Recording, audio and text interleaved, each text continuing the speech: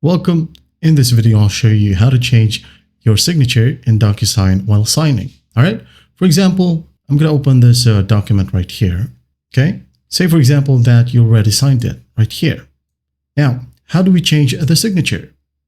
It is actually pretty easy to do. Just click on the signature itself. Now hit on change. Okay. Click on it and you will see your signatures right here. Now, if you want to add in another signature, just click on add right here at the top left. Click. Now, for example, I'm just going to go ahead and leave my first name like so. And then I'm going to edit the initials. All right. Maybe RC97 like so. And then once that's done, click on change style if you want to. Right here, you have a ton of templates. Okay. For example, I would like to use this one. I'm going to click on it.